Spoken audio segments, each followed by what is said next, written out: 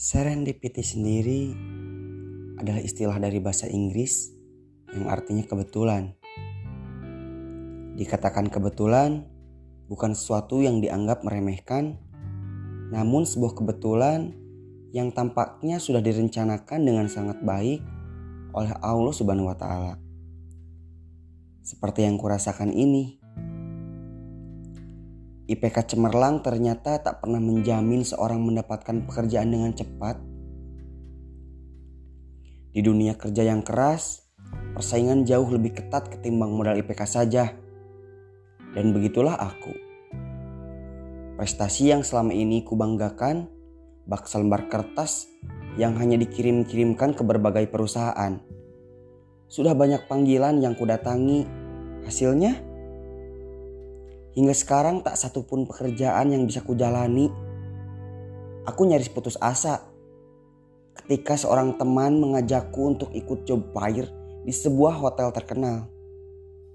Dan apabila ini adalah kesempatan untuk meraih mimpi, tak akan pernah kulewatkan lagi.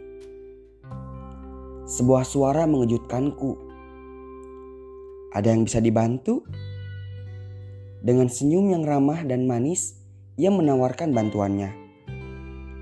Aku memang tak pernah berpengalaman mengikuti job fair. Alhasil, di sana aku hanya bengong, melihat ke sana, kemari, dan membaca semua daftar nama perusahaan yang terpampang di booth itu. Enggak, masih lihat saja kok, jawabku. Ia pun kemudian menyodorkan sebuah lembar kertas yang isinya posisi kerja di tempat perusahaannya. Setelah kuririk, rasanya aku sama sekali tak tertarik. Namun, entah mengapa, akhirnya aku menyodorkan amplop berisi CV-ku padanya. Setidaknya hanya itulah hal yang bisa kuingat dari peristiwa setahun lalu.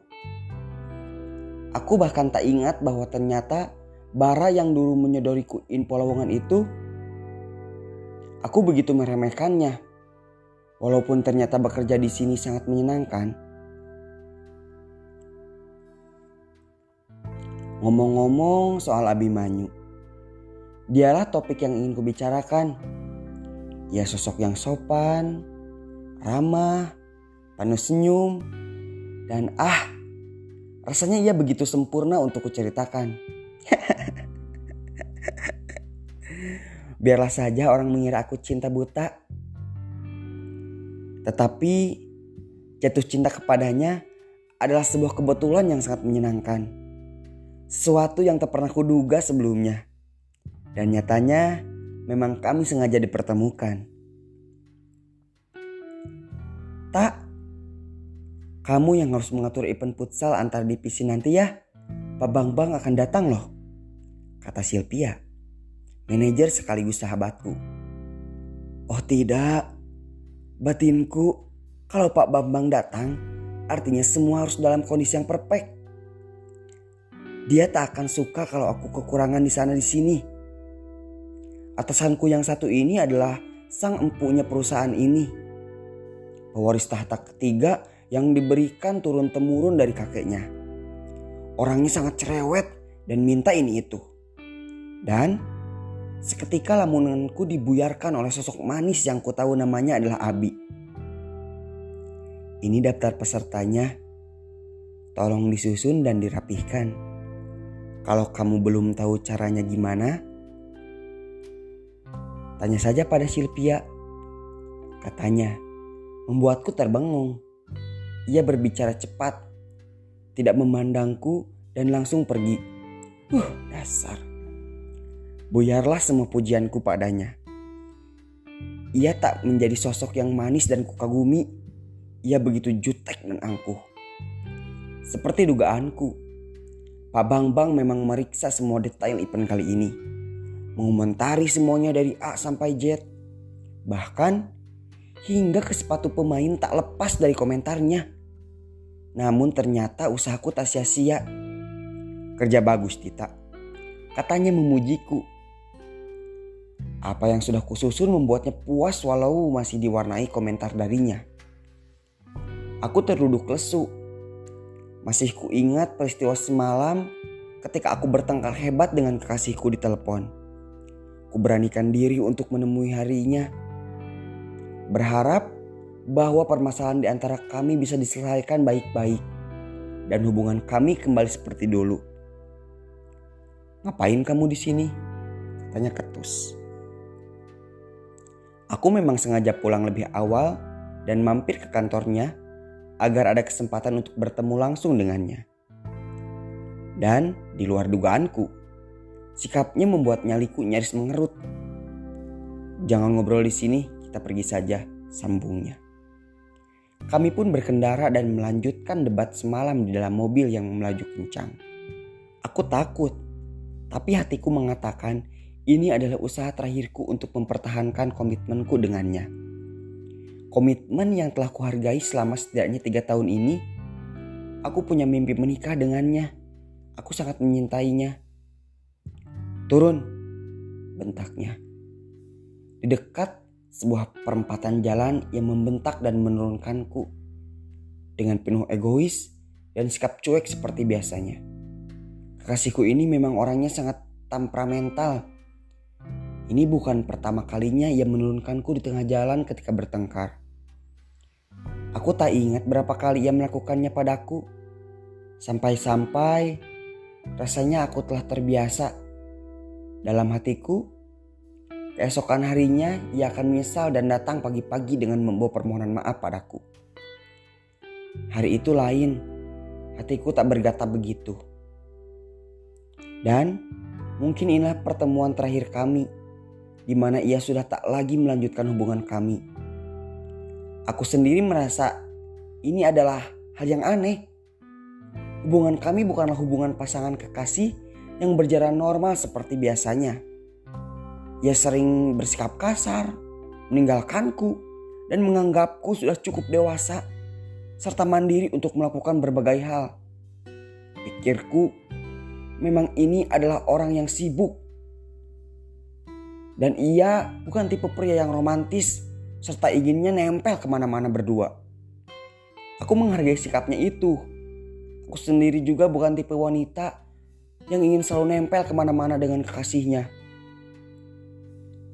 Awalnya aku pikir begitu. Ternyata aku juga ingin diperlakukan manis oleh kekasihku. Aku terdiam sejenak. Mobilku pergi meninggalkan dan semakin jauh. Sampai tak terlihat lagi. Belum terpikir dalam benakku.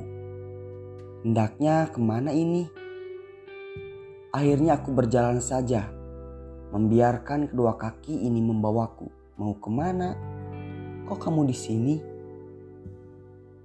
Sebuah suara mengejutkanku. Suara yang kukenal itu adalah suara Abi. "Oh iya, aku mau pulang," kataku singkat. "Naiklah, kau kuantar saja," katanya. Tak berpikir panjang, aku naik ke atas motornya. Diboncengnya aku dan kami pun turun di sebuah kafe kecil yang tak pernah begitu ramai. "Yuk, kita kesini dulu. Kami butuh ketenangan tampaknya," katanya lagi. Aku tak tahu. Ia seperti sangat mengerti aku.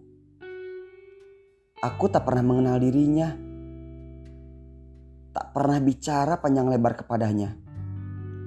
Bahkan menurutku ia adalah sosok pendiam dan angkuh.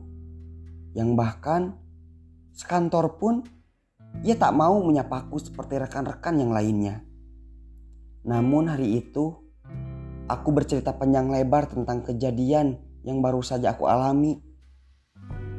Aku tak pernah seterbuka itu tentang kehidupan pribadiku. Tapi rasanya bercerita kepadanya membuatku sangat lega dan nyaman. Tiba-tiba Abi datang. "Sudah, ibu suruh masuk dan menunggunya. Cepatlah keluar," kata ibu mengetuk pintu kamarku. Tak berapa lama aku keluar dan memberikan sambutan hangat dan mengandeng tangan Abi pergi. Sejak hari itu, aku ditinggalkan oleh kekasihku. Abi memberikan perhatian dan kenyamanan yang tak pernah kutemukan di diri orang lain. Di balik sikapnya pendiam, ternyata ia penuh kehangatan dan penuh kasih sayang. Tak pernah ia memperlakukan aku dengan sekasar sekalipun kami berbeda pendapat.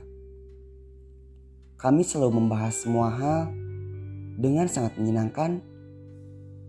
Dengan sopan ia selalu menemani dan mengantarku sampai ke tempat tujuan. Membuatku merasa dilindungi sebagai kekasih.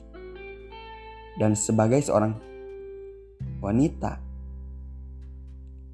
ia tak pernah meremehkan dan merendahkan aku. Bahkan, ia yang selalu memberikan dukungan pada setiap hal yang kulakukan. Ya, kuakui, memang ia bukan sosok yang sempurna. Tetapi, bagiku, ia tetap sempurna. Sesempurna pertemuan kami dulu. Pertemuan yang serba kebetulan dan sangat indah.